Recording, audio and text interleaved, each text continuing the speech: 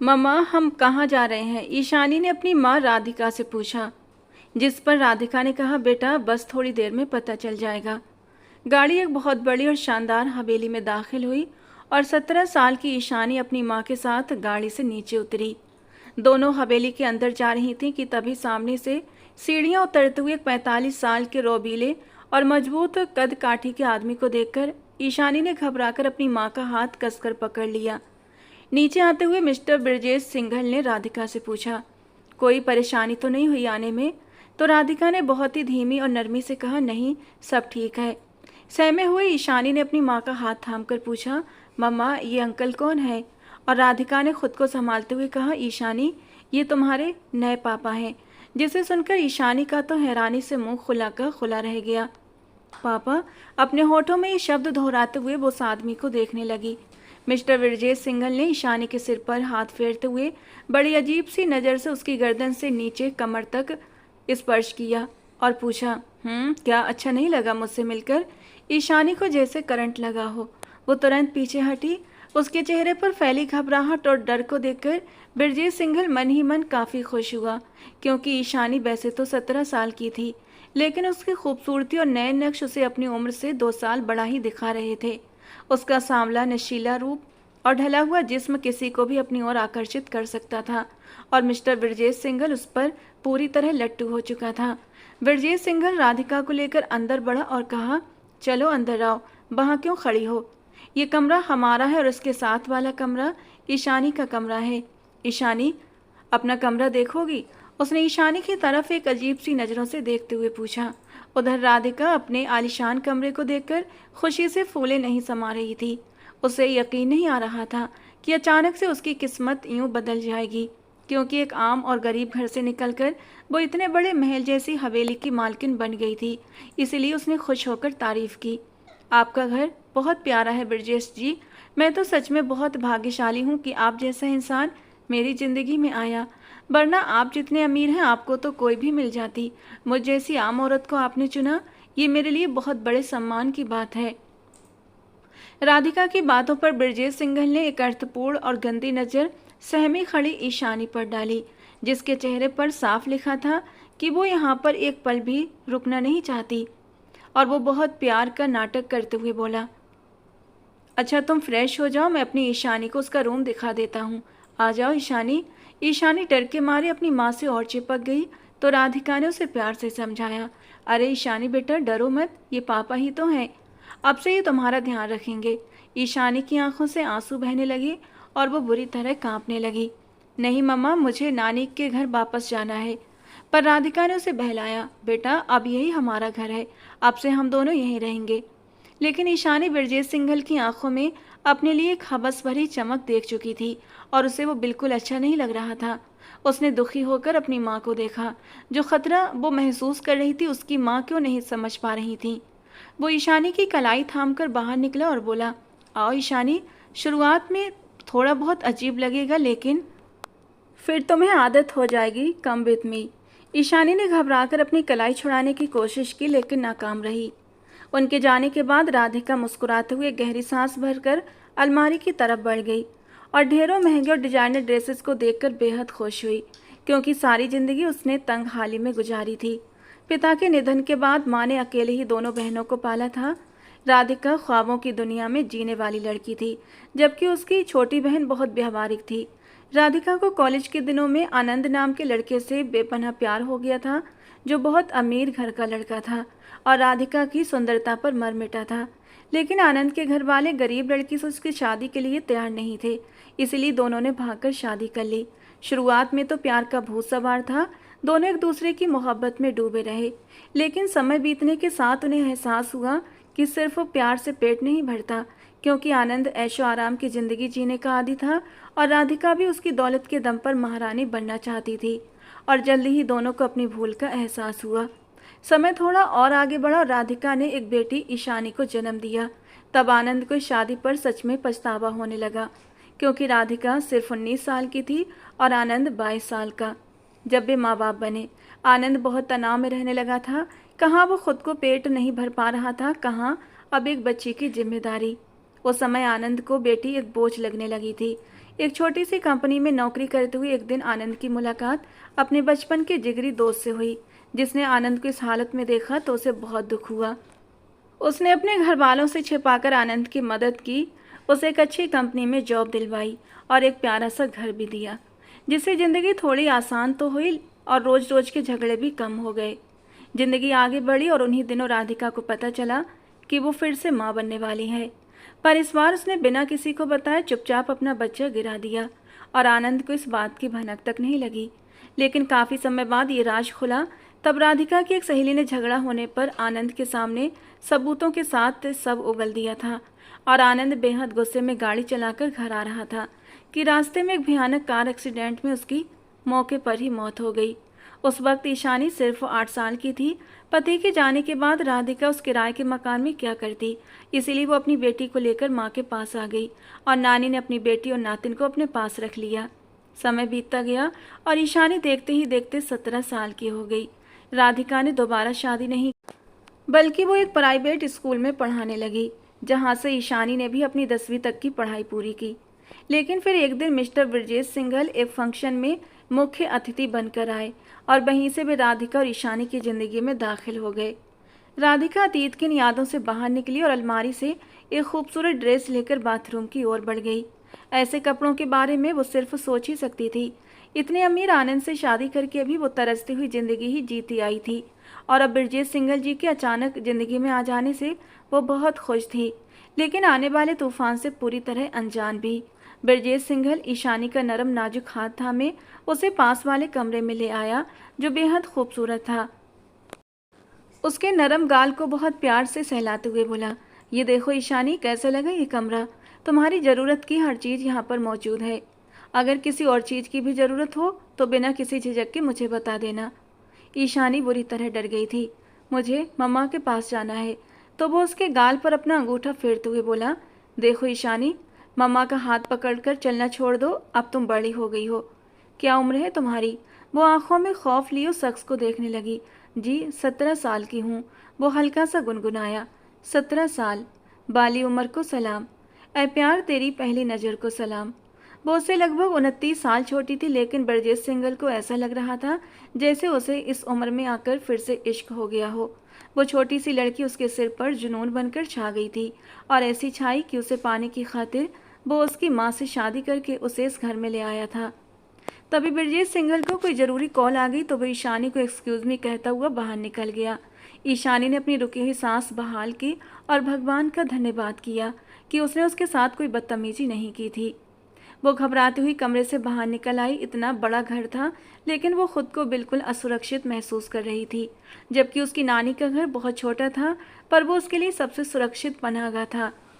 वो माँ के कमरे का दरवाज़ा खोलकर अंदर दाखिल हुई और अपनी माँ को नए कीमती कपड़ों में सजा देखकर हैरान रह गई। उसकी माँ की उम्र लगभग 37 साल थी और वो अभी भी बेहद खूबसूरत और जवान लग रही थी। लाल रंग का भारी जोड़ा पहने वो किसी अप्सरा से कम नहीं लग रही थी और देखकर कोई भी कह नहीं सकता था कि वो ईशानी की माँ है। मम्मा आप? ईशानी ने पूछा तो राधिका खुश होते हुए और अपनी बेटी के साथ अपने दिल की हर बात शेयर करते हुए बोली, क्या हुआ, प्यारी लग रही हूँ ना? ईशानी, मैं आज बहुत खुश हूँ। फाइनली जो मैं चाहती थी वो मुझे मिल गया। एक हैंडसम पति, इतना बड़ा महल जैसा घर, बेहिसाब दौलत, नौकर चाकर और रईसों जैसा लाइफ स्टाइल, सब कुछ मिल गया ना? भगवान ने मेरी सुन ली। ईशानी डरते डरते बोली, मम्मा मुझे ये सब नहीं चाहिए, मुझे नानी के घर वापस जाना है। तो राधिका का मूड एक पल में बदल गया और वो ड्रेसिंग टेबल के सामने खड़ी होकर अपने गीले बालों में कंघी करने लगी। तुम पागल हो गई हो क्या? वहाँ छोटे से पुराने घर में जाकर क्या करोगी? इस शानदार लाइफ स्टाइल के लिए लड़कियाँ तरसती हैं। तुम्हें अपनी माँ की वजह से ये सब मिल गया है, एक ऐश की ज़िंदगी जियो। खुश होने की जगह तुम वापस जाने की बात कर रही हो? ईशानी ने नम आवाज में कहा, मम्मा बहुत छोटे से घर में मुझे सुकून मिलता था, मुझे नानी की याद आ रही है। तो राधिका बोली, हाँ तो कभी कभार मिलवा लाया करूँगी, चलो अब जाओ अपने कमरे में और ज़्यादातर समय वहीं रहा करो, यहाँ मत आया करो। क्या पता ब्रजेश को अच्छा न लगे, हमारे पर्सनल मोमेंट्स ख़राब मत करना, कहीं वो नाराज़ ना हो जाए। ईशानी की बात पर मम्मा क्या पापा को भूल गई? राधिका के चेहरे पर एक काला साया लहरा गया। वो अतीत था ईशानी, ख़त्म हो गया। इसलिए दोबारा इस बारे में बात मत करना। और हाँ, जिस चीज़ की ज़रूरत हो बिरजेश से कह देना। कोशिश करो कि उन्हें पापा कहो। अगर वो तुम्हारा इतना ध्यान रख रहे हैं तो बदले में तुम्हें भी उन्हें इज्जत देनी चाहिए। वो समझाते हुए अब अपने होठों को लाल सुर्खी से सजा रही थी। ईशानी ने दिल में चुभता हुआ सवाल कर ही लिया, आपने शादी कब की बिरजेश अंकल से? तो अगले ही पल राधिका ने गुस्से से उसकी ओर देखा और गुस्से में अपना दुपट्टा संभालते हुए बोली, क्या मतलब है इस बात का? शादी की है तभी तो यहाँ हूँ ना। और तुम मेरी माँ बनने की कोशिश मत करो, जाओ यहाँ से। अच्छे भले मूड का कबाड़ा करके रख दिया। अब मुँह क्या देख रही हो, जाओ अपने कमरे में। माँ के झड़कने पर ईशानी तुरंत बाहर निकली और रोते हुए अपने कमरे में चली आई। अंदर जाकर उसने दरवाज़ा लॉक कर लिया और वहीं ज़मीन पर बैठकर बिलख बिलख कर रो पड़ी और तड़प कर रह गई। कैसे समझाऊं मम्मा आपको, ये इंसान अच्छा नहीं है, इसकी गंदी नज़र है आपकी बेटी पर आप मुझ पर यकीन ही नहीं करेंगी। ईशानी को यहाँ आए 1 हफ्ता हो गया था। बिरजेश सिंघल ने उसका एडमिशन शहर के एक बहुत बड़े कॉलेज में करवा दिया था और हर तरह की सुख सुविधा उसे दे रखी थी। लेकिन इस 1 हफ्ते में वो बहुत कम घर आए थे, यहाँ तक कि रात में तो वो आते ही नहीं थे। राधिका थोड़ा अपसेट रहने लगी थी क्योंकि उसे इस महल के साथ साथ महल का मालिक भी चाहिए था, जो उन्हें दिन में तो मिल जाता था पर रात को हवेली नहीं आता था। लेकिन ईशानी मन ही मन बहुत राहत महसूस कर रही थी, और लेकिन वो नहीं जानती थी कि उसकी ये राहत बस तूफान से पहले की शांति थी। 2 हफ्ते के बाद वो रात के समय अचानक घर वापस आया और आते ही सीधा ईशानी के कमरे की ओर बढ़ा। वो जो बेफिक्र होकर बिना दरवाजा लॉक किए सो रही थी, अचानक अपने बिस्तर पर किसी की मौजूदगी महसूस करके कांप उठी और झट से उठ बैठी। बिरजेश सिंघल ने प्यार का नाटक करते हुए उसकी कलाई पकड़ी और उसे अपनी तरफ खींच लिया। अरे क्या हुआ, डर क्यों रही हो? मैं हूँ। ईशानी ने उसके सीने पर अपने दोनों हाथ रखकर खुद को उससे दूर रखने की पूरी कोशिश की।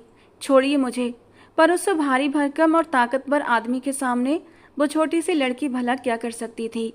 धीरे धीरे वो उसे अपने करीब लाकर एक अलग ही दुनिया में खोने लगा, क्योंकि वो उम्र में छोटी तो थी लेकिन उसका रंग रूप और आकर्षण किसी को भी दीवाना बना देता। और बिरजेश सिंघल दरिंदगी पर उतर आया था। उसने ईशानी का सिर तकिए पर गिराया और उस पर हावी होने लगा। ईशानी ने अपने आंसू रोकते हुए बहुत ही सख्त आवाज में कहा, पीछे हटिए वरना मैं शोर मचा दूंगी। तो वो घिनौनी मुस्कान के साथ बोला, शोर मचाओगी या खामोशी से खुद को मेरे हवाले करोगी? जैसे तुम्हारी मर्जी, मुझे कोई ऐतराज़ नहीं, क्योंकि तुम्हारी माँ से शादी भी मैंने सिर्फ तुम्हारी वजह से की है। अगर तुमसे शादी की बात करता तो वो कभी भी तैयार न होती, इसीलिए तुम्हें अपना बनाने के लिए मुझे उससे शादी का नाटक करना पड़ा। ईशानी की आवाज़ जैसे किसी गहरे कुएं से निकल रही थी। आपने मम्मा को चीट किया? तो बिरजेश सिंघल के लहजे में नफरत और हवस उमड़ आई। वो है ही इसी लायक, लालची औरत। इस पल ईशानी पर उसकी पकड़ थोड़ी ढीली पड़ी थी और ईशानी ने बिना एक पल गवाए पास की दराज पर रखा भारी फ्लावर बांस उठाया और पूरे जोर से उसके सिर पर दे मारा। वो दर्द से कराह उठा, पागल लड़के, ये क्या किया? ईशानी खुद को संभालते हुए पीछे हटी और दीवार से जा लगी और गुस्से से हाँफते हुए दरवाजे की ओर भागी। मेरी मम्मा किस लायक है और किस लायक नहीं मैं नहीं जानती, लेकिन आप इसी लायक हैं। उसने जैसे ही दरवाजा अनलॉक किया, बिरजेश सिंघल ने झपट कर उसे दबोच लिया और अपनी तरफ पीछे खींचा, जिससे ईशानी की चीख निकल गई। मैं किस लायक हूँ वो तो तुमने बता दिया, अब देख मैं तुम्हें किसी लायक नहीं छोड़ूंगा। उसने एक जोरदार थप्पड़ ईशानी के गाल पर जड़ दिया। ईशानी लड़खड़ाकर दूर जा गिरी, उसका सिर बुरी तरह चकरा गया। कमरे में हल्की रोशनी थी। ईशानी ने हिम्मत जुटाकर उठना चाहा, लेकिन बिरजेश सिंघल ने उसे दोबारा से अपनी ओर खींचा। वो चीखी, मम्मा, लेकिन उसकी पुकार सुनने वाला कोई नहीं था। वो गुर्राया तो ईशानी सहम गई। आवाज़ न आए, मैं ज़बरदस्ती नहीं करना चाहता, बहुत प्यार से तुम्हें अपना बनाना चाहता हूँ। काफ़ी छोटी हो तुम मुझसे और मेरा जुनून सह नहीं पाओगी, इसलिए अपने लिए मुश्किलें खड़ी मत करो और जो मैं कर रहा हूँ खामोशी से मुझे करने दो। कहते हुए उसने ईशानी की कुर्ती के बटन, क्योंकि उस कम उम्र लड़की के हुस्न को पाने के लिए वो बुरी तरह बेचैन हो चुका था।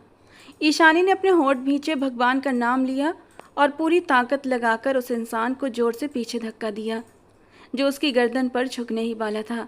वो चीखती उठी, पास पड़ी लकड़ी की कुर्सी पूरी ताकत से उठाकर उस शख्स के सिर पर दे मारी और वहाँ से बाहर भागी। उसने माँ के कमरे की तरफ रुख किया, लेकिन दरवाज़ा अंदर से बंद था और वो दरवाज़ा पीट रही थी, रो रही थी, मम्मा मम्मा दरवाज़ा खोलिए। लेकिन उसकी पुकार सुनने वाली उसकी माँ नींद की गोली खाकर गहरी नींद में सोई हुई थी। इतने में ब्रजेश सिंघल गुस्से में उसके पीछे लपका तो ईशानी वहां से पागलों की तरह भागी और सीढ़ियां उतरकर नीचे पहुंचते ही उसने हवेली के मुख्य दरवाजे का रुख किया। वो अपनी हालत भी भूल चुकी थी। अपनी कुर्ती को आगे पकड़े बिना दुपट्टे के वो बदहवास होकर सड़क पर भाग रही थी। रात का 1 बज रहा था और सड़कें गलियां पूरी तरह सुनसान थीं। वो रोए जा रही थी कि तभी अचानक सामने से आती हुई एक तेज कार से वो टकरा गई। कार ड्राइवर ने ऐन मौके पर ब्रेक लगाया, लेकिन फिर भी गाड़ी का हल्का सा झटका ईशानी को लग ही गया और ईशानी पीठ के बल जमीन पर जा गिरी। उसकी कमर में गाड़ी का बोनट बहुत जोर से लगा था और वो दर्द से तड़प उठी थी। वो शख्स कार से बाहर निकलता हुआ गुस्से में चिल्लाया, आर यू मैड? लेकिन जब उसने उस मासूम लड़की को इस बिखरी हुई और बदहवास हालत में देखा तो पराग ठाकुर के शब्द उसके होंठों पर ही थम गए। ईशानी गहरी सांसें लेती हुई उठने की कोशिश कर रही थी, लेकिन दर्द के मारे उठ नहीं पा रही थी। वो कमर पर हाथ रखे दर्द से तड़प रही थी। पराग ठाकुर उसके पास आकर झुका और नरमी से पूछा, क्या हुआ? जोर से लगी है, दिखाओ मुझे। तो वो घबराकर पीछे की तरफ खिसकी, क्योंकि अपनी इज्जत खोने का डर उसके दिमाग पर ऐसा छाया था कि वो हर इंसान से खौफ खा रही थी। नहीं, दूर दूर हटो, मुझे छूना मत। पराग ठाकुर गुस्से में खड़ा हो गया। मुझे कोई शौक नहीं है तुम्हें छूने का, मैं तो बस तुम्हारी चोट देख रहा था, समझी तुम? वो घबराती हुई अभी भी पीछे खिसक रही थी, पीछे गहरे गड्ढे में गिरने ही वाली थी कि पराग ने पलक झपकते ही उसकी कलाई पकड़ी और अपनी ओर खींच लिया। वो घबराकर तड़प उठी तो वो उसे डांट रहा था, पागल हो गई हो क्या? अभी उस गड्ढे में गिर जाती। अचानक डांटते पराग ठाकुर की नज़र उसकी कुर्ती पर पड़ी, जिसके आगे के बटन टूटे हुए थे।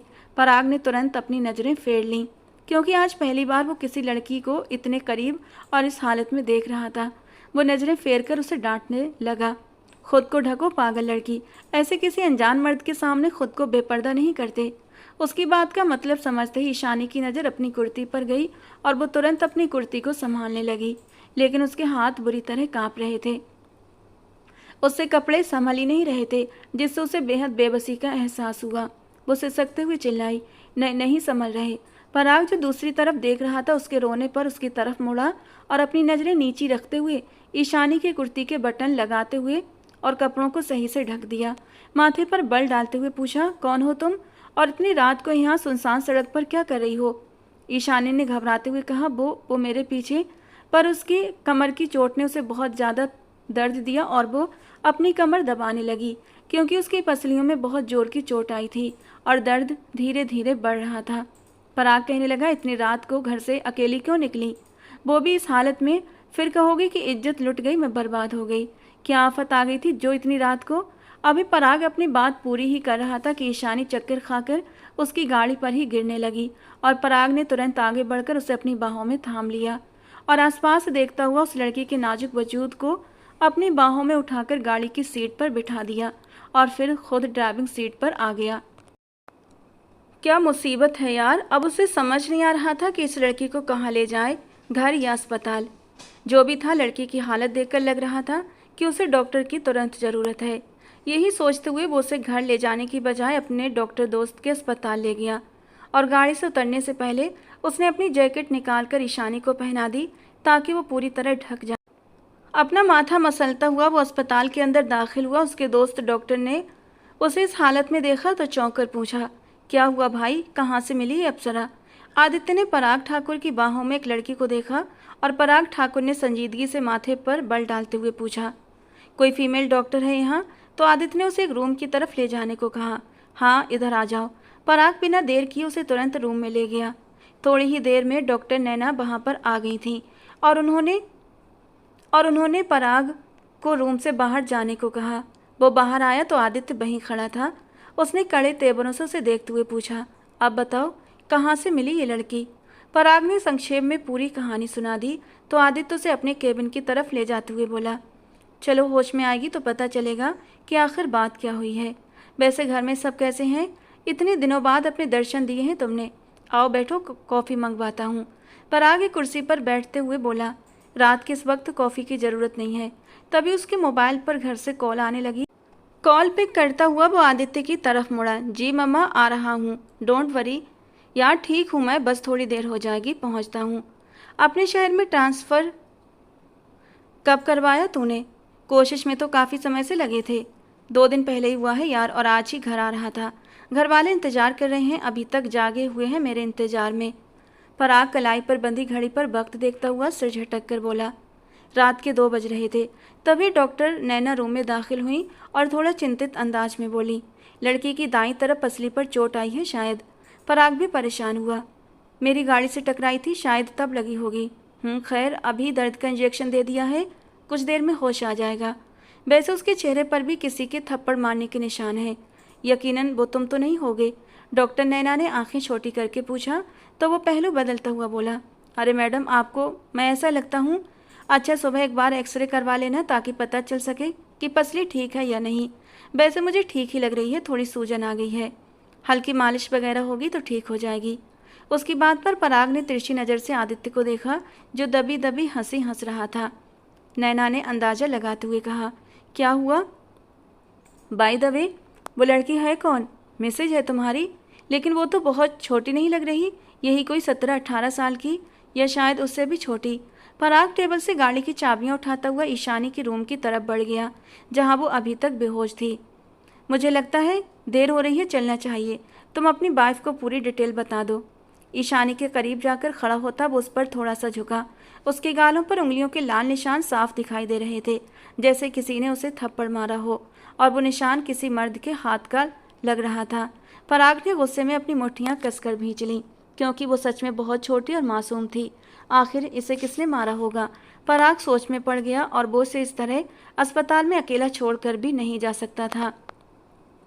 इसीलिए वहीं कुर्सी पर बैठकर उसके होश में आने का इंतजार करने लगा। नैना ने अपना चश्मा उतारते हुए पूछा, क्या मतलब? वो पराग को रास्ते में कहीं मिली? मतलब पराग का उस लड़की से कोई रिश्ता नहीं? तो आदित्य ने कुछ सोचते हुए कहा, फिलहाल तो बिल्कुल नहीं, लेकिन हो सकता है निकट भविष्य में बन जाए। वो मुस्कुराकर पूछने लगी, रियली? ऐसा क्यों सोचा आपने? आदित्य उसकी तरफ इशारा करते हुए कहने लगा, क्योंकि आईपीएस पराग ठाकुर पहली बार किसी अनजान लड़की के लिए इतना पजेसिव हुआ है कि उसके चेकअप के लिए उसने स्पेशल फीमेल डॉक्टर को बुलवाया। स्ट्रेंज यार। नैना भी सोच में डूबी हुई सिर हिला गई।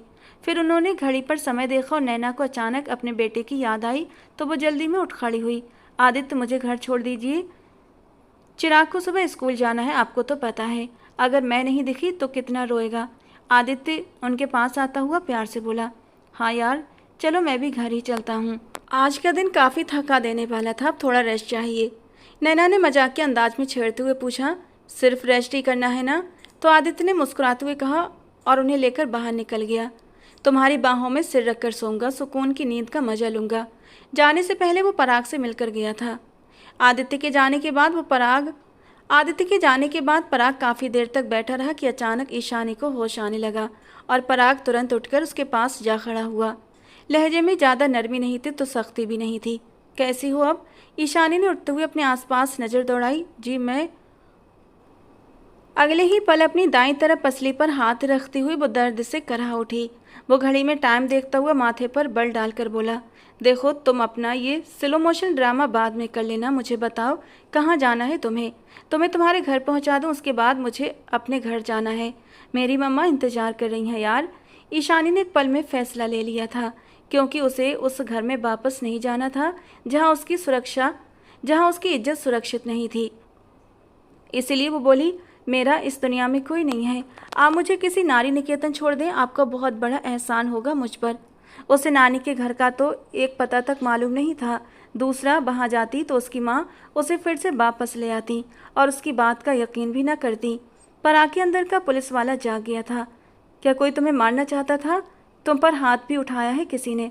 सच सच बताओ, कौन हो तुम? ईशानी ने फौरन कहानी बनाते हुए कहा, मेरा नाम ईशानी है। मेरे पीछे कुछ गुंडे लग गए थे, उन्होंने ही मुझे, और मैं वहाँ से भागी तो आपकी गाड़ी से टकरा गई। पराग ने कुछ सोचते हुए उसे घर ले जाने का फैसला किया, लेकिन वो नहीं जानता था ये फैसला उसकी ज़िंदगी का सबसे बड़ा और जानलेवा फैसला होने वाला है। इस वक्त मैं तुम्हें कहीं और तो नहीं ले जा सकता। सुबह इंतजाम करूंगा, अभी मेरे घर चलो, वहाँ तुम सुरक्षित रहोगी। ईशानी को डिस्चार्ज करवाकर वो उसे अपने साथ घर ले आया।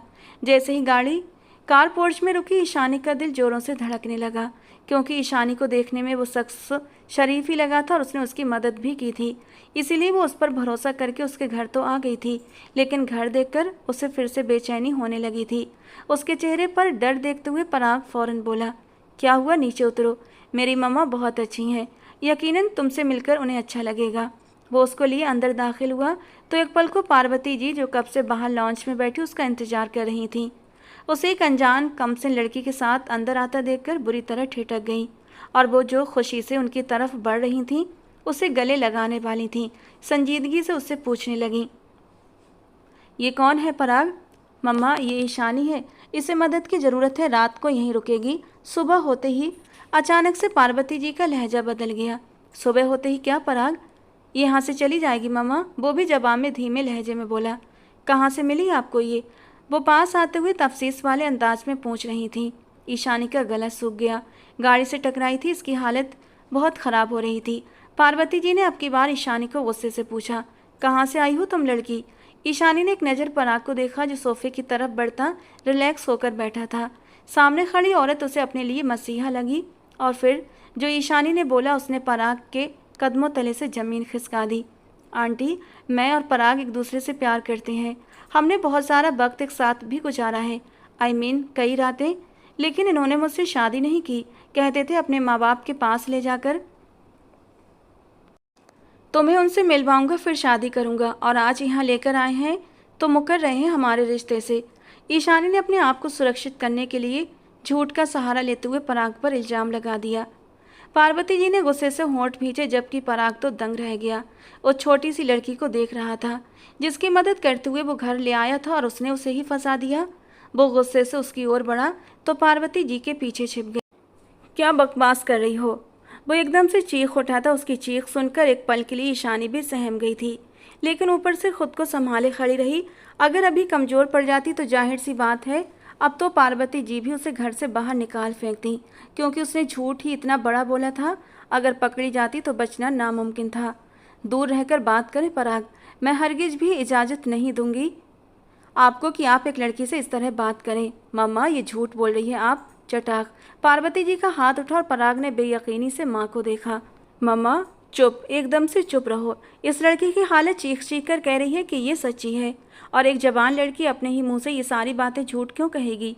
तुम्हें शर्म नहीं आई? तुम्हारी भी बहन है पराग, अगर कोई इसके साथ। मम्मा, मेरी बहन इसके जैसी धोखेबाज और ड्रामेबाज नहीं है। मेरी बहन की तुलना इस गिरी हुई घटिया लड़की से हरगिज भी ना करें।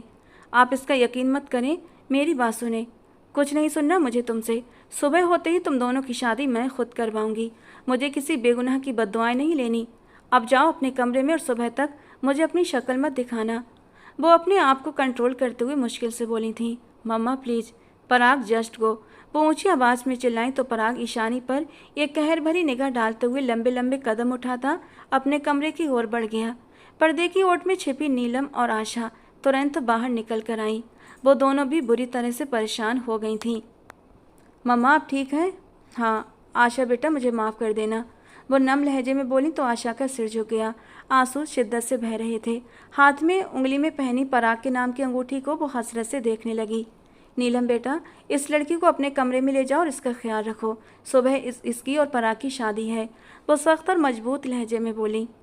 रात सबकी बेचैनी में गुजरी और सुबह पार्वती जी ने पंडित जी का इंतजाम करवाया। मम्मा, आप गलत कर रही हैं। मत यकीन करें, इस लड़की का ये झूठी है। एक बार फिर पराग ने यकीन दिलाना चाहा, लेकिन पार्वती जी ने उसकी एक न सुनी और वो विवाह करने के लिए तैयार नहीं हो रहा था। मैं ये शादी नहीं करूँगा। मेरी सगाई आशा से हुई है तो शादी भी उसी से होगी। अच्छा, और आशा क्यों करेगी तुमसे शादी, जबकि तुम्हारे साथ आई लड़की को देखने के बाद वो भला क्यों करेगी तुमसे शादी? बताओ मुझे। वो भी गुस्से से बोली। आपको मुझ पर यकीन नहीं, लेकिन आशा को है मेरा यकीन। बोलो आशा। वो उसके सामने आकर खड़ा हुआ, जो बस खामोश आंसू बहाए जा रही थी। आपने एतबार तोड़ दिया पराग। ये रखें अपनी अंगूठी अपने पास। आज के बाद आपसे मेरा कोई ताल्लुक नहीं। वो गुस्सा जब्त करते हुए उसकी अंगूठी उसकी हथेली पर रखती पीछे पलट गई और पराग एकटक उस अंगूठी को देखने लगा। पराग आ जाओ। पार्वती जी ने उसे पुकारा तो वो मुर्दा कदमों के साथ वहीं बैठ गया। विवाह शुरू हो चुका था और सब दम साधे पंडित जी को सुन रहे थे। लड़की की उम्र बहुत कम है। पंडित जी के कहने पर ईशानी का दिल जोर से धड़क उठा। नहीं, ऐसी बात नहीं है, मेरी उम्र 20 साल है। पराग ने घूरकर उस लड़की को देखा जो चेहरे से तो मासूम और बहुत कम उम्र लग रही थी, लेकिन कद काठी और अपने भरे भरे शरीर की वजह से 19-20 साल की ही लग रही थी। उसका बस चलता तो उसे गोली से उड़ा देता, लेकिन अपनी माँ के सामने मजबूर हो गया था। नीलम की बात पर कि मम्मा अपने जल्दबाजी की, पार्वती जी ने उसे घूर कर देखा और बोली, जाओ अपनी भाभी को ऊपर कमरे में छोड़ कर आओ, और पराग तुम मेरे रूम में आओ, तुमसे ज़रूरी बात करनी है। वो अपनी जगह से उठती अपने कमरे की ओर बढ़ गई। ईशानी अब बहुत बुरी तरह कांपते हुए अपनी जगह से उठी। एक पल को पराग का चेहरा देखा जो बेहद सपाट था। उसकी आंखों में कहर बरस रहा था। ईशानी ने घबराकर नजरें झुका लीं, जबकि अगले ही पल वो लंबे लंबे डग भरता माँ के कमरे की ओर बढ़ गया। पार्वती जी उसे क्या समझाने की कोशिश कर रही थी वो बिल्कुल नहीं समझा था, बल्कि वो समझना ही नहीं चाहता था, क्योंकि वो एक पुलिस वाला था जो अच्छे अच्छों की छुट्टी करके रख देता था, और आज वो फंसा था। अपनी हमदर्दी में वो अपने साथ ही बुरा कर गया था। पार्वती जी उसे और भी बहुत कुछ समझाती रहीं, लेकिन वो बजाहिर तो खामोशी से सुनता रहा, लेकिन अमल करने का सोचा तक ना।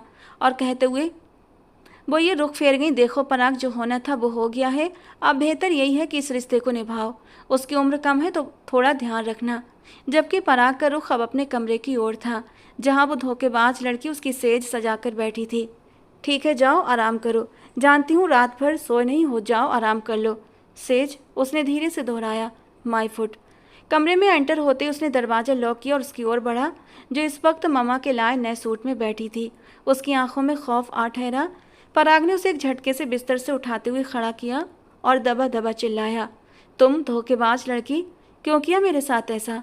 मैंने तो तुम्हारी मदद की थी, उल्टा तुमने मुझ पर ही इल्ज़ाम लगा दिया। आई एम सॉरी, प्लीज़ माफ़ कर दें। वो बिलख उठी। माफ़? तुम जैसी कैरेक्टरलेस लड़की को? मैं कैरेक्टरलेस नहीं हूँ, वो ऊंची आवाज़ में चिल्लाई। आवाज़ नीची रखो, वरना हलक में हाथ डालकर जबान गले से खींचकर वो हाल करूँगा कि मातम मनाने के लिए सारी ज़िंदगी कम पड़ जाएगी। रात के आखिरी पहर तुम मुझे सड़क पर बुरी हालत में मिली, और तुम्हारा किरदार संदिग्ध है, और एक संदिग्ध किरदार की लड़की हो तुम। उसने तड़प कर अपनी बेगुनाही के लिए बोलना चाहा, मैं पाक दामन हूँ, तो पराग ने उसे पीछे बिस्तर की ओर धक्का दिया। मुझे बताने की ज़रूरत नहीं है, मैं खुद देख लूँगा कि तुम कितनी पाक दामन हो, और रातों को गाड़ियों से टकराना तुम्हारा पेशा है। न जाने कितनों के साथ बिस्तर गरम चटाख। अचानक ही ईशानी का हाथ उठा था। उसका नर्म मुलायम हाथ पराग का तो कुछ नहीं बिगाड़ सका, लेकिन वो अपनी शामत बुला लाई थी। ईशानी ने घबराते हुए दरवाजे की ओर देखा और जल्दी से अपने कदम बढ़ाए। मैं ऐसी नहीं हूँ, प्लीज़ मुझे जाना है। पराग ने उसे फिर से बाजू से पकड़ते हुए बिस्तर पर धकेला। तुम्हें तो मैं भेजता हूँ। अपनी शर्ट उतारता वो इस वक्त बेहद गुस्से में था। ईशानी बुरी तरह सहम गई, अपने हाथ पैर चलाने लगी, लेकिन वो उस पर हावी होता चला गया। प्लीज़ मत करें, मुझे माफ़ कर दें। वो बिलख बिलख कर रो दी। तुमने मुझे मेरी नज़रों में गिरा दिया। तुम एक बेशरम लड़की हो, और बेशर्मों के साथ एसपी पराग बेशरम हो जाता है। उसके ऊपर झुकते हुए वो अपना सारा वजन उस पर उंडेल गया। उसकी गर्दन पर झुकते वो वहाँ पर अपने दांतों से निशान लगा गया। ईशानी का विरोध काम न आया, वो बस रो जा रही थी। अपने साथ खुद उसने बुरा किया था, अब उसे अपनी गलती का एहसास हो रहा था। खुद को बचाने के लिए वो अपने मसीहा पर इल्ज़ाम लगा गई, और अब उसी इल्ज़ाम को वो सच करने जा रहा था। मैं सबके सामने बोल दूंगी आप बेकसूर हैं, प्लीज़ रुक जाएं। उसकी फ़िरौक को उसके वजूद से जुदा करते उसने उसे सहमा दिया।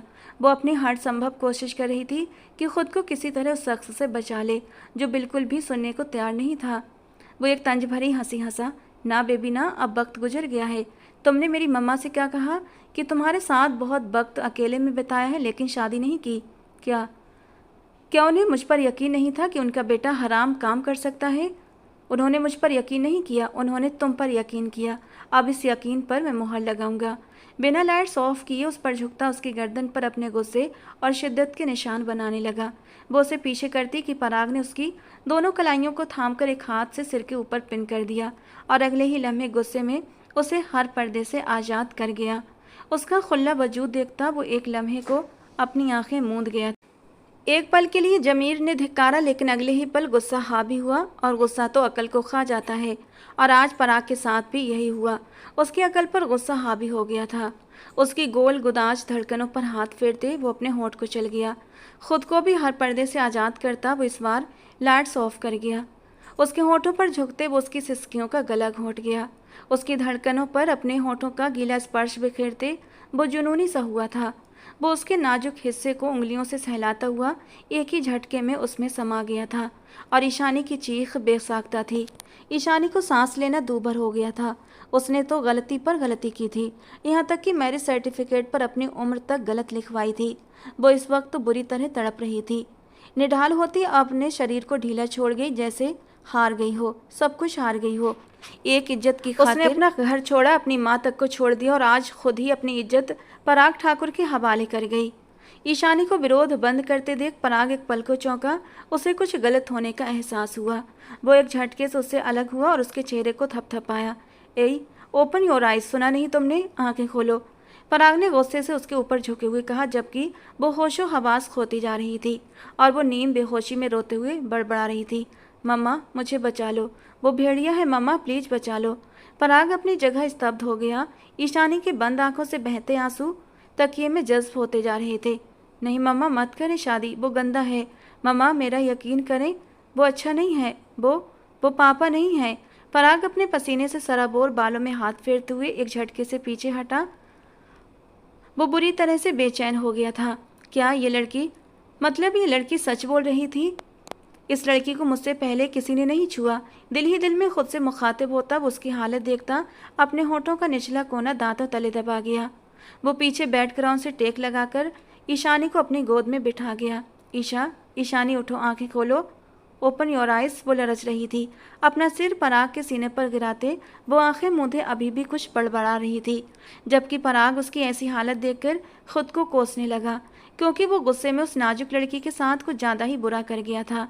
अभी तो पराग के भरे जज्बात ठंडे भी नहीं हो पाए थे कि तभी वो उसकी हालत को देखते हुए उससे अलग हो गया था।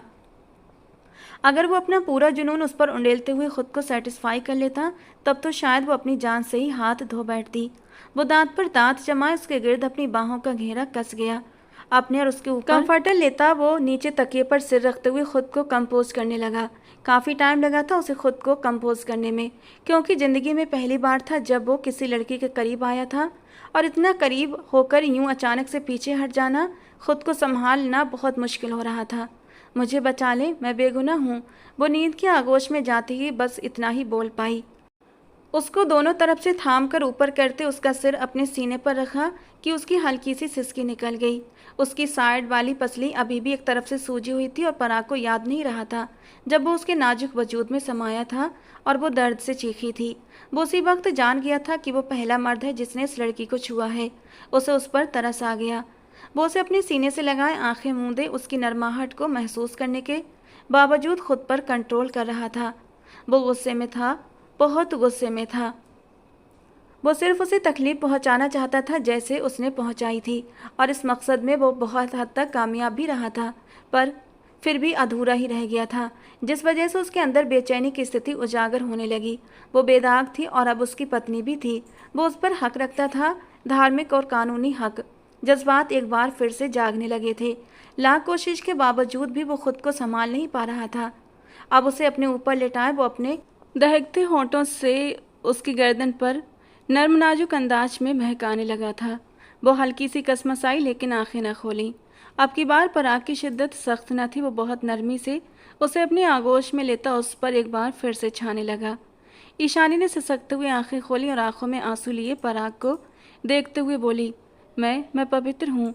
पराग बोला, जानता हूँ, जान गया हूँ, लेकिन अब खुद को रोक नहीं पा रहा। कुछ भी कहो ईशानी, हमारी शादी हुई है आज, और आज हमारी सुहागरात है। वो बेखुद लहजे में बोलता खुद को रोक नहीं पा रहा था। लेकिन मुझे बहुत डर, अभी तो मैं बहुत छोटी। पराग उसके होंठों पर उंगली रख गया। इतनी भी छोटी नहीं हो, 20 साल की हो यार, सह सकती हो मुझे। वो इस वक्त जज्बात की वजह से पसीने में सराबोर था। ईशानी अपने झूठ में खुद ही फंस चुकी थी। गहरी सांस लेते हुए ईशानी ने अपना सिर उसके सीने पर गिराया और एक बार फिर वो उसकी सिसकियां निकलवा गया, पर इस बार उसकी शिद्दत में कमी थी। वो बहुत ही आराम से उसे समेट रहा था। ईशानी ने अपनी सांस रोकी तो पराग उसका सिर ऊपर किए उसकी होठों को अपनी गिरफ्त में ले गया। उसको सांसें देता अपने काम में और भी तेजी ले आया। ईशानी ने खुद को उसके रहमो करम पर छोड़ दिया। पूरी तरह सुकून पाते हुए वो इस बार ईशानी को भी भरपूर सुकून दे गया था। गहरी सांस लेता अब उसके पहलू में लेटा हुआ था। ईशानी भी उसके कंधे पर सर रखे अपनी बिखरी सांसों को समेटने की कोशिश कर रही थी। धीरे धीरे दिन ढलता जा रहा था, शाम होती गई और वो दोनों एक दूसरे के साथ जुड़े दुनिया से बेखबर एक दूसरे में गुम थे। दरवाजा बजा न जाने कितनी बार और बजाने वाला थक हार कर वापस चला गया। अब तो शाम हो रही थी और पराग की आंख खुली। कुछ देर पहले ही वो सोया था। ईशानी उसकी बाहों में थी जिसे उसने अपनी शर्ट पहना रखी थी। वो शर्ट उसके घुटनों तक आ रही थी, जबकि वो खुद वाइट ट्राउजर में शर्टलेस था। आज उसकी छुट्टी थी, लेकिन कल उसे अपनी जॉब कंटिन्यू करनी थी। बालों में हाथ फेरता वो उस छोई मुई सी लड़की को देखता एक धीमी सी मुस्कान देने लगा, जो उसके सीने में दुबकी गहरी नींद में गुम थी। जैसे आज ही सारी नींद पूरी करनी थी। ईशानी वो उसे उठाता खुद भी उठ बैठा। उसने सुबह से कुछ नहीं खाया था और उसकी शिद्दतों से वो अच्छी खासी निढाल हो चुकी थी। हालांकि वो अपनी शिद्दतों में कमी भी ला चुका था, लेकिन उसका बॉडी बिल्डर जैसा मजबूत जिस्म इस नाजुक सी लड़की के लिए सहना आसान तो न था। ईशानी उठो शाबाश, वो उसे जगा रहा था, लेकिन वो और सिमट कर सोने लगी। अगले ही पल वो उसे अपनी बाहों में भरकर बाथरूम की ओर बढ़ गया। शावर के नीचे खड़ा किया और नल ऑन करते हुए शावर खोल दिया तो वो हड़बड़ाकर उसके सीने में छिपने की कोशिश करने लगी। जब उसकी आंखें पूरी खुली, अपने सामने पराग को खड़ा देखा तो वो सहम गई। दोनों ही शावर के नीचे खड़े भीग रहे थे। जबान दोनों की खामोश थी और खामोशी बातें कर रही थी। जल्दी से शावर ले लो, फिर बाहर आओ, वो उसे नरमी से कहते हुए पीछे हटने लगा कि ईशानी के कदम डगमगाए। क्या हुआ? वो फौरन ही उसे थाम गया। रुंधे लहजे में बोलती वो तुरंत अपनी नजरें झुका गई। मुझसे मुझसे खड़ा नहीं हुआ जा रहा। अभी तो मैंने अपनी शिद्दतों का 1% भी तुम पर निशावर नहीं किया और अभी से तुम्हारा ये हाल है। वो खुद ही शावर जेल उठाता उसकी शर्ट दूर कर गया। उसके खूबसूरत वजूद पर अपनी दी गई गुस्ताखियों के निशान देखता वो अपने होंठ भींचता चला गया, जो उसके बेदाग वजूद पर पूरे आबोताब के साथ जगमगा रहे थे। गहरा सांस भरते वो उसके बालों में शैम्पू लगाने लगा। ईशानी को अपने पूरे होश में आते देख पराग रुका। मैं ले लूँगी शावर, प्लीज़ प्लीज़ आप जाएं। Are you sure? वो उससे पुष्टि चाह रहा था। ईशानी ने जल्दी से सहमति में सिर हिलाया तो वो अपनी नज़रों पर लगाम डालता बाहर निकल गया। बिस्तर की हालत देखी तो दिल ही दिल में बुरी तरह शर्मिंदा हुआ। आगे बढ़कर बेडशीट चेंज की और ड्रेसिंग रूम में घुसा, जहाँ से कुछ देर बाद वापस निकला तो ईशानी बाथरोब पहने बाहर आई थी। वो ठंड की वजह से कांप रही थी। अलमारी की ओर बढ़ते हुए वहाँ से एक सादा सा सूट उसकी तरफ बढ़ाया, जो उसकी माँ ने ईशानी के लिए वक्ती तौर पर उसकी अलमारी में सेट करवाए थे। कहने लगा, चेंज कर लो, मैं भी अभी आता हूँ। पराग का रवैया बहुत ही नॉर्मल था, जिस पर ईशानी ने उसे हैरानी से देखा। वो रूम हीटर ऑन करता अपने कपड़े लिए बाथरूम का रुख कर गया। ईशानी अपना ड्रेस वहीं बैठे बैठे चेंज करती कंफर्टर में घुस गई और इस वक्त वो ठंड की वजह से कांप रही थी। थोड़ी देर में वो बाहर आता आईने के सामने खड़े अपने गीले बालों को ड्रायर से सुखाने लगा। ईशानी ने कंफर्टर से जरा सा सर निकालते उसे देखा। उसकी चौड़ी पीठ और मर्दानी वजाहत नज़रअंदाज करने के काबिल नहीं थी। वो ईशानी को पहली नज़र में ही अच्छा लगा था और दिल उस पर एतबार कर बैठा था। यहाँ तक कि बिना कुछ सोचे समझे खुद को बचाने की खातिर वो उस पर इल्ज़ाम लगा गई। सबको उसकी नज़रों में गिरा दिया। अचानक से ईशानी को शर्मिंदगी ने आन घेरा। वो उसके करीब आता उसके चेहरे से कंफर्टर को हटा गया और उसका माथा चेक करने लगा। तबीयत ठीक है ना? मैं कुछ खाने को लाता हूँ। वो नरम लहजे में बात करता बाहर निकल गया। बाहर खामोशी का राज था, शायद सब सोने के लिए जा चुके थे। रसोई में आया तो अपने कदमों पर रुक गया, जहाँ आशा मौजूद अपने लिए खाना निकाल रही थी। पराग उसे नज़रअंदाज करता ट्रे उठाए उसमें खाना सेट करने लगा। मैं कर दूँ?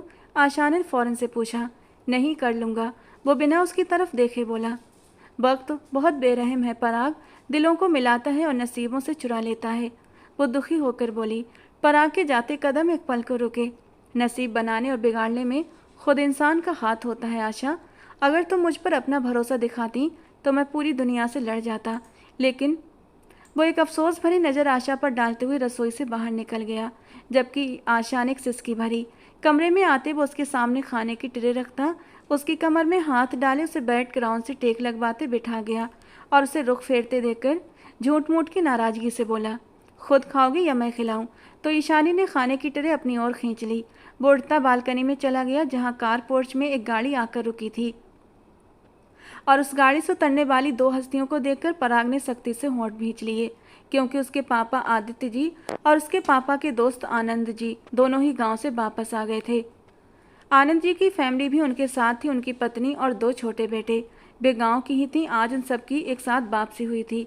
पराग खामोशी से वापस अंदर चला गया। गिलास डोर बंद किए वो अपना सिगरेट सुलगा गया। ईशानी खाना खाते वापस लेट गई थी। पराग ने लाइट्स ऑफ कर दी और खुद भी एक तरफ बिस्तर पर टिक गया, क्योंकि इस वक्त बाहर जाना वो अफोर्ड नहीं कर सकता था, इसलिए चुपचाप बिस्तर पर टिक गया। ईशानी का दिल जोरों से धड़कने लगा। अपने साथ लेटे उस खूबसूरत मर्द को देखते उसके दिल में अजीब सी गुदगुदी हुई, क्योंकि वो गुस्सैल भी था लेकिन केयर भी करता था, जुनूनी भी था लेकिन परवाह भी करता था। ईशानी उसका चेहरा देखते देखते बोझिल आंखों के साथ धीरे धीरे नींद की वादियों में खो गई। पराग ने रुख फेरे उसे देखा। उसकी मध्यम सांसों के शोर ने पराग को उसकी ओर आकर्षित कर दिया। वो भी सारी सोचें झटकता उसके करीब होते लेटा और उसका सिर अपने कंधे पर रख लिया। वो भी पराग के साथ जुड़ती खुद को गर्माहट देने लगी और कुछ ही देर में दोनों की भारी सांसों का शोर कमरे में गूंज रहा था। तुम्हारी बेटी मुझे चोट देकर भागी है, मैं उसे छोड़ूंगा नहीं। राधिका को बालों से पकड़कर लगातार उसके मुंह पर थप्पड़ मारते इस वक्त विरजेश जुनूनी हुआ था और अगले ही पल राधिका को धक्का दिया। अपने सिर पर लगी पट्टी को देखता वो पागल हो उठा था, क्योंकि वो छटांग भर की लड़की उसे अच्छी खासी चोट देकर गई थी कि वो होशो हवास खो गया था। उसके आदमी लगातार ईशानी को ढूंढ रहे थे, जबकि राधिका अभी तक हकीकत से बेखबर थी। जमीन पर बैठी वो अपने होठों से रिसने वाले खून को देखती अपनी ईशानी की सलामती की दुआएं मांग रही थी। उसको अब एहसास हो रहा था कि वो बहुत बड़ी गलती कर गई है। ब्रजेश वैसा बिल्कुल नहीं था जैसा उसने सोचा था। अब उसे खुद पर अफसोस हो रहा था कि क्यों उसने शख्स पर एतबार किया और अपनी जवान बेटी को लेकर यहाँ पर आई, पर अब पछतावे के सिवा कुछ न बचा था। सुबह में वो रोजाना की तरह वॉक पर चला गया। वापस आया तो एक अदालत घर में लगी हुई थी, जबकि ईशानी अपने कमरे में ही थी। जाओ नीलम, ईशानी को भी बुला कर लाओ, पार्वती जी ने संजीदगी से नीलम से कहा तो वो अंदर की ओर बढ़ी। मुझे तुमसे ये उम्मीद नहीं थी पराग, मैंने तुम्हारी परवरिश ऐसी तो न की थी। वो होंठ नीचे वहीं खड़ा रहा, जबकि उसके पापा कमलेश जी और आनंद जी उसे दुखी नज़रों से देख रहे थे। ईशानी को बाहर लाए तो वो सिर झुकाए खड़ी थी। पराग को एक बार फिर से उस पर गुस्सा आने लगा। सिर्फ उसकी वजह से वो सब लोगों की नज़रों में गिर गया था। उसके पापा कमलेश जी ने उसके सिर पर स्नेह भरा हाथ रखा। अपने बेटे की तरफ से मैं आपसे माफ़ी मांगता हूँ। वो होंठ बीचे बोले कि वहीं ईशानी से बर्दाश्त न हुआ, क्योंकि वो अब और झूठ नहीं बोल सकती थी। उसने नज़रें उठाई, इससे पहले वो अपने होठों से कुछ कहती अपने सामने खड़े शख्स के पीछे वो उस हस्ती को देखकर दंग रह गई जिसने उसे इस दुनिया में लाया था। वो यांत्रिक अंदाज में चलती उनके पास आई और आनंद जी ने हैरानी से उसे देखा। आपने क्यों किया ऐसा, क्यों? वो तड़प कर रोते हुए बोली। सबकी नज़रों में हैरानी थी। क्या हुआ, क्या मतलब? सब हैरान थे। जब औलाद को संभाल नहीं सकते तो पैदा क्यों करते हैं? उसकी बात पर आनंद जी अपनी जगह से लड़खड़ाए। वे जो उसका नाम सुनकर पहले ही असमंजस का शिकार थे, अब सामने खड़ी लड़की ने उनकी सोच पर पक्की मोहर लगा दी थी। औलाद में जब बेटी हो तो उसकी हिफाजत करते हैं, उसे दुनिया की ठोकरों पर नहीं छोड़ते। वो अपने गालों से सख्ती से आंसू पोंछते हुए पीछे हटी। तुम ईशानी, मेरी बच्ची, वो पथराए लहजे में बोले थे और ईशानी को थामना चाहा, पर ईशानी ने उनका हाथ झटक दिया। कोई हक नहीं आपका मुझ पर, आपने छोड़ दिया था, मुझे छोड़ दिया था, भूल गए थे मुझे इस दुनिया में लाकर। वो अब बदहवास अंदाज में चिल्ला रही थी। इससे पहले कि वो गिरती, पराग ने आगे बढ़कर उसे अपने सीने से लगा लिया और पराग का चेहरा देखते ही वो दर्द से अपने होंठ भींच गई। मुझे माफ़ कर दें, मैंने आप पर झूठे इल्ज़ाम लगाए, मैंने खुद को बचाने की खातिर आपका किरदार दागदार कर दिया। वो आंसू बहाते हुए कराहते हुए बोली, जबकि सभी दंग होकर उसकी बातें सुन रहे थे। मैं अच्छी लड़की नहीं हूँ पराग, मुझे यहाँ से निकाल दें। वो अपना चेहरा दोनों हाथों में छुपाकर रो पड़ी, जबकि आनंद जी अपना सिर झुकाते हुए कुर्सी पर ढह गए। उन्हें तो यही बताया गया था कि राधिका और ईशानी एक कार एक्सीडेंट में मारे गए हैं, फिर ईशानी जीवित कैसे? वे कैसे इतने लंबे समय तक बेटी के वजूद से बेखबर रहे? पराग ने उसे सीने से लगाए माँ की ओर शिकायती अंदाज में देखा तो वो सर झुका गई और फिर वो पराग के सामने खुलती चली गई, सब कुछ बताती चली गई, जिसे सुनकर आनंद जी के प्राण पखेरु उड़ने वाले हो गए, क्योंकि उनकी बेटी खुद को और अपनी इज्जत को बचाते कहाँ से कहाँ पहुँच गई और वो बेखबर रहे। मैंने अपने आप को सुरक्षित करने की खातिर आप पर इल्ज़ाम लगाया। मुझे लगा आप ही वो एकमात्र इंसान है जो मेरी हिफाजत कर सकते हैं, उस दरिंदे से मुझे बचा सकते हैं। उसके लिए आप पर इल्ज़ाम लगाकर आपसे शादी कर ली। वो सिर झुकाए अपने अपराध को स्वीकार कर रही थी। आनंद जी ने एक नज़र पराग को देखा और फिर अपनी बेटी को। तुम सिर्फ 17 साल की हो तो शादी भला कैसे कर ली तुमने? वे अब और भी ज़्यादा परेशान हुए। ईशानी ने कड़वी हंसी हंसी। जिन बेटियों के बाप उनके सिर से अपना स्नेह भरा हाथ खींच लेना, वो वक्त से पहले बड़ी हो जाती हैं। उसकी बात ने आनंद जी को निरुत्तर कर दिया, जबकि पराग एक बार फिर अपने किए पर शर्मिंदा हुआ, क्योंकि ईशानी ने अपनी मैरिज सर्टिफिकेट पर अपनी जन्म तिथि गलत लिखवाई थी, जिसके मुताबिक वो 20 की थी, लेकिन हकीकत जानकर उसे अफसोस हुआ। ईशानी बेटा, क्या अपने पापा को सफाई का मौका नहीं दोगी? वो दुखी थे और उन्होंने ईशानी को अपने पास बुलाया, लेकिन उसने अनसुना कर दिया। आनंद जी ने दोस्त की तरफ मदद की गुहार लगाती नज़रों से देखा तो कमलेश जी ईशानी के पास जा बैठे। बेटा, आपके पापा का कोई कसूर नहीं। आपकी मम्मा ने उनसे ज़बरदस्ती तलाक लिया था और जिस दिन वो आपको लेने आ रहे थे उस दिन उन्हें पता चला कि आप और आपकी मम्मा जिस बस में जा रहे थे वो खाई में गिर गई और लाशें तक नहीं मिली। आपके पापा बहुत रोए, लेकिन इसे ईश्वर का विधान समझकर स्वीकार कर लिया। लेकिन आज पता चला कि वो सब झूठ था। आपकी माँ ने झूठ बोला था। कमलेश जी की बात पर उसने बेयकीनी से उनकी ओर देखा, फिर आंखों में आंसू लिए अपने पापा को। और मम्मा ने मुझे बताया कि आपके पापा का एक्सीडेंट हो गया, वो हमें छोड़ गए। ईशानी के आंसुओं का गोला गले में अटकने से बात पूरी न हो पाई। आनंद जी खुद उठकर उसके पास आए और अपनी बाहें फैला दी तो वो उनकी बाहों में समा गई। एक स्नेह भरा एहसास जागा था। बाप की खुशबू ही उसे सबसे बड़ा संरक्षण प्रदान कर गई थी, और यह एहसास उस ब्रजेश के पास महसूस नहीं हुआ था, क्योंकि सगा बाप सगा होता है। तुम्हारी माँ ने जो जुल्म किया उसके लिए मैं उसे कभी माफ़ नहीं करूँगा, कभी भी नहीं। आनंद जी दुख और गुस्से से बोले थे। अपनी खुशी और लालच में बेटी को भी नज़रअंदाज कर दिया। कैसी औरत है वो! आनंद जी को आज सख्त पछतावा हो रहा था कि राधिका से मोहब्बत करके, क्योंकि जो औरत अपनी बच्ची की हिफाजत न कर सकी उससे और क्या ही उम्मीद की जा सकती थी। एसपी पराग ने चार्ज संभालते ही ब्रजेश सिंघल के खिलाफ एक्शन लेने का सोचा, क्योंकि वो शख्स अपराधी था और उसे ऐसे नहीं पकड़ा जा सकता था।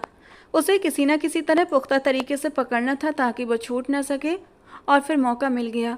उसकी फूड कंपनी के खिलाफ एक रिपोर्ट दर्ज करवाई गई और उस रिपोर्ट को मद्देनज़र रखते हुए पराग ने सबूत इकट्ठे किए और उसके खिलाफ एक्शन लिया।